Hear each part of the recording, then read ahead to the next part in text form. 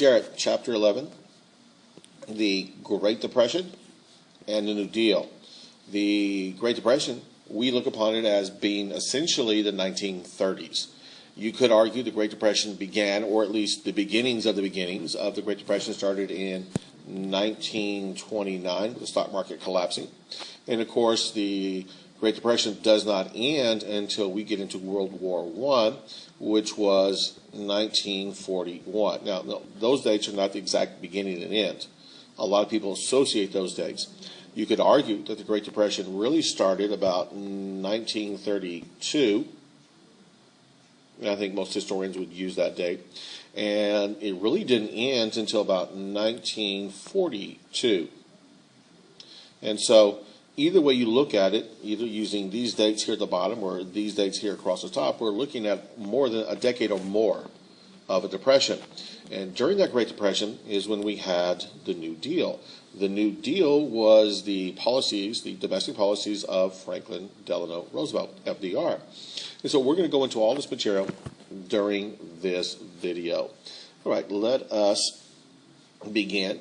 And by going, hold on. Can you come to the front office? All right, I'm back. Sorry about that. I am recording this on our work day on January the 18th. And so if I'm interrupted by the announcements from time to time, I'll just stop it and we'll keep going afterward. All right.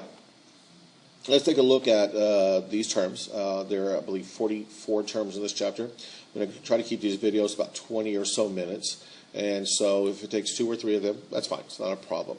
Anyway, let us begin and look at the first 6 here on this one, the Great Depression. And the Great Depression is the worst economic period of time in American history. This is what we call the Depression that started in the late 20s, early 30s, and went all the way through to the beginning of World War II. That's what we call it. What is a depression? Well, a depression is an economic period. Now, again, this period could be months, it could be years, it could be like ours, more than a decade. But it was characterized by business failures, high unemployment, falling prices. So, business failures. Business can no longer keep their doors open because of a number of issues. And we're going to talk about this as we go, what exactly caused the stock market crash, which led to this. In fact, let's do number 6 real quickly. Stock market crash. It was in October 29th, 1929, set off a chain reaction. Investors lost savings. Companies could not sell stocks to raise money. Manufacturers closed factories. Prices dropped. Unemployment grew. So what happened to us, and let's erase all this and move on because I want to make sure you can see this and understand this. So the stock market crash, which was October of 29, there was a chain reaction to events. People had been investing in the stock market. They lost their savings. Now, how did they invest? Most of them, let's go to number 3, bought a margin. Stocks could be purchased by putting down a 10% payment. Let's say you want to buy 10,000 shares of stock. Well, you don't have to put up all 10,000. You can put up 10%, 1,000, and the rest would be paid at a later date, or even worse probably is you would borrow the other 90%, the other 9,000 from a bank. Either way is bad. So you're buying stocks on margin. You're putting a small down payment, 10%. The rest will be paid at a later date, or you borrowed the money from a bank.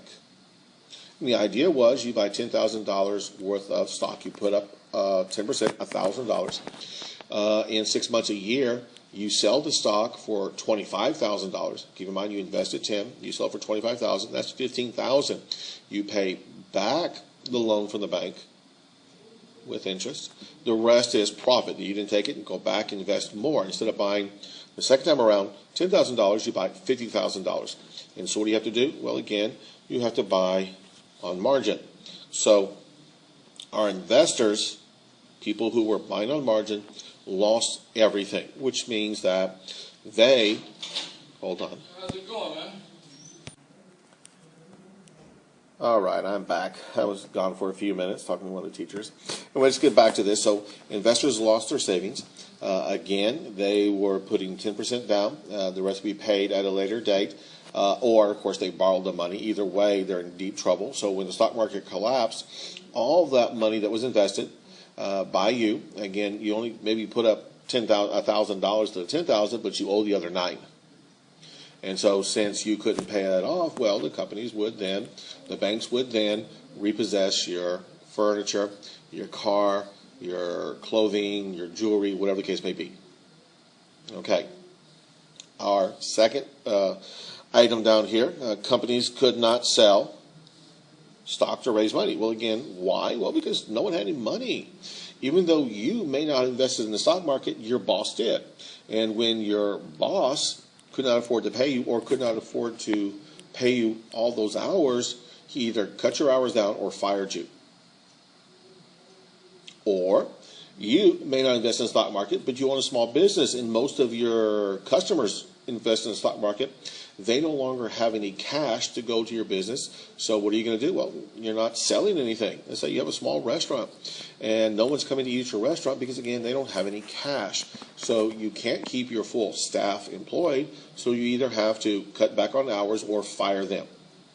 So because companies could not sell stock to raise money, they had to let workers go. Workers are not working. That means they're not buying anything, which means other companies will also lose money and have to cut back on the hours of the employees. Let's go to our third one here. Manufacturers close their factories. So again, if no one's buying anything, and again, all this spirals from the stock market collapsing. It's like throwing a pebble in a calm body of water. That pebble is the stock market crashing. All the ripples outward are the events that take place as a result of that initial pebble, the stock market crashing. And we talked about in chapter 10 how and why that it led up to that. And we'll go a little bit more depth as well in this chapter. So it is a chain reaction. Again, the stock market collapsing was a chain reaction. We got investors losing their savings. Companies cannot sell stocks to raise money. Manufacturers are closing their factories because no one's buying anything. So now all those workers are being either let go or having their hours cut dramatically. As a result of this, prices were dropping.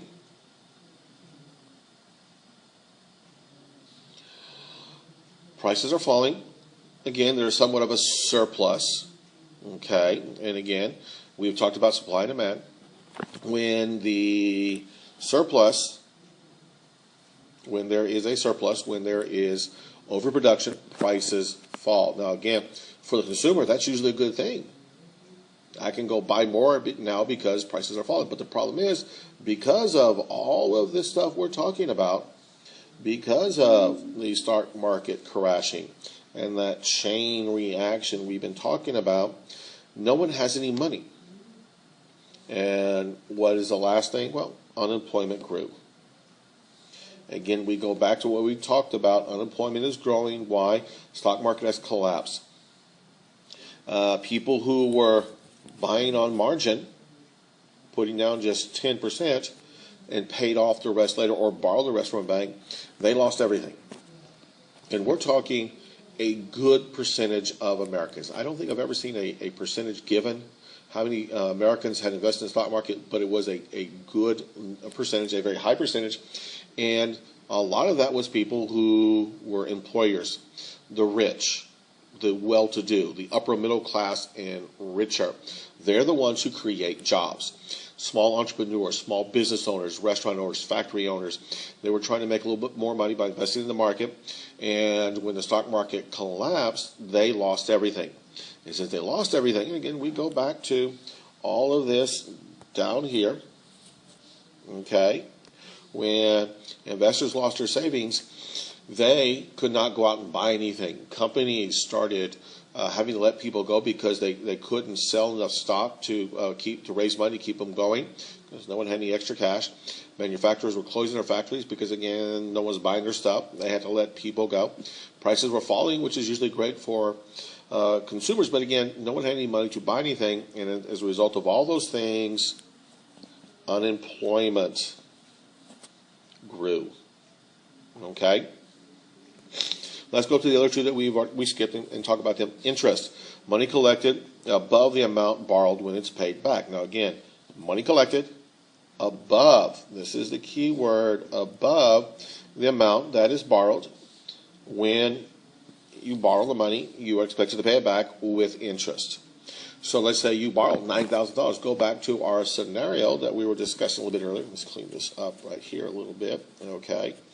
So let's go back to our scenario. You're going to buy on margin. You put 10% down. You borrow the other 9. You don't pay back just 9. You pay back 9 plus interest. Now again, what was the interest rate? Well, it varied. So you borrow 9. You may have to pay back 10. But you do pay back above the amount you borrowed. That's interest. Black Tuesday.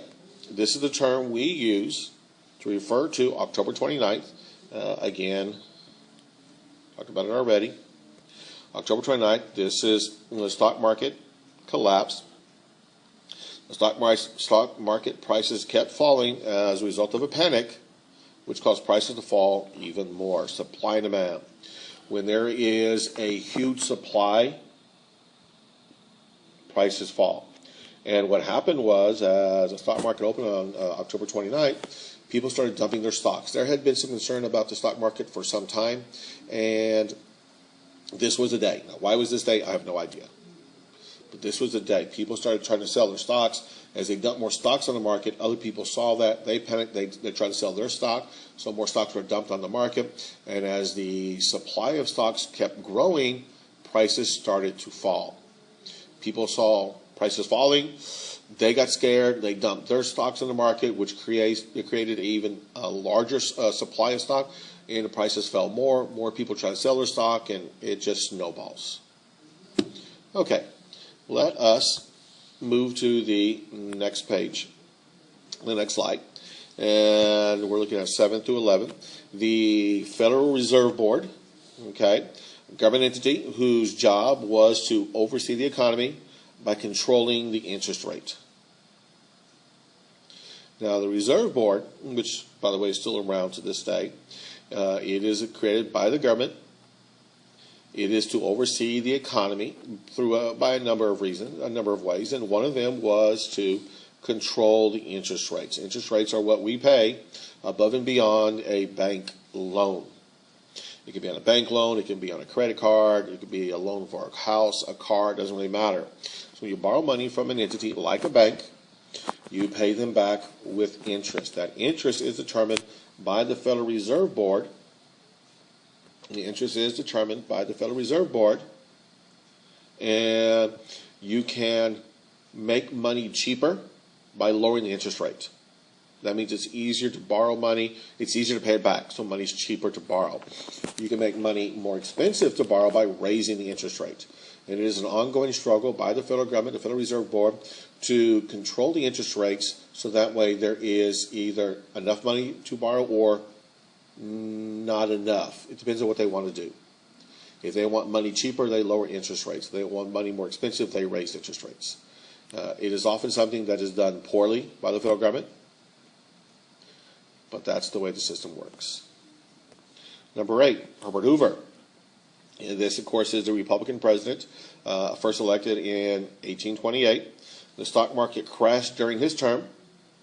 The crash led to the Great Depression. It really helped. It did not exactly itself lead to the Great Depression, but it was one of a number of events that led to the Great Depression. We all too often make it so simple that the stock market crashing caused the Great Depression, and that's not really true. It was a huge factor, but it wasn't the only factor. Now, Hoover did very little to help the American people during his tenure in office. Again, the stock market collapsed in October of 29. He was elected in November of 28. He'd only been in office about 8-9 months when the stock market collapsed. He really had nothing to do with that. His party did. The Republican Party policies of laissez-faire economics. The Republican Party policies of laissez-faire economics, his own personal belief, Hoover's own personal belief in rugged individualism, a term we had a few chapters ago, led him to believe that the people would correct the problems of the stock market collapsing. by the time he got around to doing something to help the American public in late 31, early 32, it was too late. Most Americans blamed him for the stock market collapse and the Great Depression, which in actuality is not really fair. Should he have done something sooner to help the American public? Yes, he should have. But then, again, that went against his political belief system. What little he did was working, but he never got a chance to follow it up. He never got a second term. Why? Well, because in 1932, again, Hoover was a one-term president. He lost the 32 election to Franklin Delano Roosevelt, FDR. FDR won in a landslide over Hoover. Why? Because, again, Hoover was thought to be uncaring, insensitive to the needs of the American public. Not that he was. He was a good man. He actually was probably the best of the three Republican presidents in the decade. But, again, his belief in rugged individualism meant that he could not act to help the American public because, again, he believed it was the American public's duty to do it on their own, and he believed the American public could do it on their own. Anyway, FDR defeats him pretty easily in 32, and FDR did serve as president during the Great Depression. And to be perfectly honest, a number of his policies helped contribute to the Great Depression. You could even argue that his policies made the Great Depression worse, and we're going to discuss that later on. Number 10, John Steinbeck, writer who recorded the suffering during the Great Depression. He wrote a book, The Grapes of Wrath, about the Okies, people from Oklahoma, who moved to California as migrant farm workers. So Steinbeck's book, The Grapes of Wrath, recorded some of the suffering of the Great Depression during the Dust Bowl. We'll talk about the Dust Bowl a little bit later on. His book centered around Okies, people from Oklahoma, who began to migrate to California looking for jobs in the fields, primarily picking grapes. Dorothea Lange, a photographer who recorded a great deal of suffering of the Great Depression. And we will see some of her work in a PowerPoint I have, if we haven't already seen it. All right, let's move on to the next slide, which will be numbers 12 through 17. Our first one is the Mexican Repatriation Act required Mexican immigrants. Now, again, I think this is the important part of it. Mexican immigrants, not people of Mexican descent who were in America, who were U.S. citizens, but Mexican immigrants, to be returned to Mexico, and sometimes they were forcibly removed. Now, keep in mind, we're in the Great Depression. Jobs are somewhat scarce. And so in order to create more opportunities for American citizens, the Mexican Repatriation Act was passed. It required Mexican immigrants, again, not U.S. citizens of Mexican descent, but Mexican immigrants, to be returned to Mexico, sometimes by force. The Dust Bowl. I told you we get to this. This was years of drought, not a lot of rainfall, dried up the vegetation topsoil of the Great Plains. The Great Plains, essentially the area between the Mississippi River and the Rocky Mountains. So because of overworking the land, planting the same crop year after year after year, because of drought, I mean, the Great Plains don't get a lot of rain to begin with, but because of prolonged drought, because of poor usage of the land, using of the land, the vegetation of topsoil dried up, which led to then heavy winds, which lasted a decade. I mean, not continuous, but there was a period of time in the 30s where there were a large number of these windstorms. And again, normally wouldn't be a problem because the topsoil would be in place, held in place by vegetation, by the grass, by the crops, but because of overuse, because of drought, the vegetation of topsoil was dried up, so the wind was able to pick up the dirt and blew it hundreds of miles, often burying homes and destroying other harvests, other crops. So as the topsoil was carried away by these heavy winds, in some cases, entire cities were almost wiped off the face of the earth. In some cases, fields hundreds of miles away were wiped out by all this dust, all this dirt blowing during the Dust Bowl. It was during the Dust Bowl when the Okies from Oklahoma, who were depicted in Steinbeck's book, The Grapes of Wrath, who lost everything in Oklahoma, packed up and moved to California looking for jobs in the fields, particularly picking grapes. All right, the New Deal. This was FDR's plan to put America back to work. This is his domestic policy, which he refers to as the New Deal. It is sort of a takeoff on the Square Deal, which was the name given to Teddy Roosevelt's domestic policy. Teddy and FDR, distant cousins. And so as a way to either rip off Teddy, and Teddy was a very popular, fairly effective president, or because of a way to pay tribute to Teddy, I'm not really sure which, the term the New Deal was used by FDR. And again, this was his domestic agenda to put Americans back to work. 3 more and we'll finish up this video. Hoovervilles. These were shanty towns, and a shanty town is an impromptu, poorly put together tent city or homes being put together, constructed with castaway timber or even in some cases cardboard boxes. And so these shanty towns were made up of the unemployed and the homeless. And these Hoovervilles, these shanty towns, sprang up all around the nation, in particular, particularly near large cities.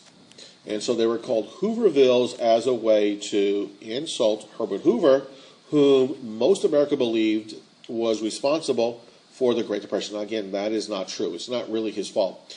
Could he have done more after the Great Depression? After the stock market collapsed? Yes. Should he have done more? Definitely. But was the stock market collapsing his fault? No. So these Hoovervilles were these little communities, little towns, tent cities, homes being built out of castaway lumber or metal or even cardboard boxes. The unemployed and the homeless lived in these, and these popped up all over the nation, again, particularly around big cities. Fireside Chats, number 16. These were a series of radio broadcasts made by FDR to explain his policies of how he plans to end the Great Depression. Fireside Chats, a series of radio broadcasts by FDR to explain his policies to the American public. And he is the first to use this medium, radio, to convey his plans for the American public. There are any number of these that you can find online if you want to hear them. Time permits, we may play a little bit of one of them. But Roosevelt did a real good job. I will give him credit, though I don't think he is as great a president as many people believe. He did do a great job of keeping the morale of the American public up during this extremely dark period of time in American history. For that, he does deserve credit. He was extremely optimistic, very visible. Let's include his wife in this right now, number 17, Eleanor Roosevelt, who was FDR's wife. She served as his eyes and ears by traveling throughout the nation for him. Now, keep in mind, as we have seen or we will see, FDR was struck by polio a few years prior to becoming president. He was essentially unable to walk or stand on his own without the use of some type of device, either braces on his knees or a walker, cane, whatever the case may be. And so, since he could not get out of the White House and travel as much as he would like, he sent his wife, Eleanor Roosevelt, and she would tour the country, talking to people, and help convey what they thought, what they wanted, what their hopes and dreams were, what they needed to FDR. And in exchange, she would then relay to the people what FDR was trying to do. So in addition to these fireside chats that Roosevelt used quite effectively by sending his wife out, and she is often thought to be, and most commonly thought to be, the best first lady ever. Again, I'm not going to argue that. I think she was a pretty good first lady. Again, she served this role as being the eyes and ears for FDR quite well. She was very popular. Anyway, through these two efforts, through fireside chats and using his wife as sort of a spokesperson, FDR was able to keep the spirits of the American public pretty high. He was able, through his boundless enthusiasm, to buoy the American public spirits, their feelings. I mean, with things like the phrase, the only thing we have to fear is fear itself. That type of rhetoric was able to keep the American public going. And again, for that, I will give him credit. Okay, we're going to go ahead and end this one for right now. We will come back and we will get to the rest of the vocabulary charts for Chapter 11 in the next video. Bye.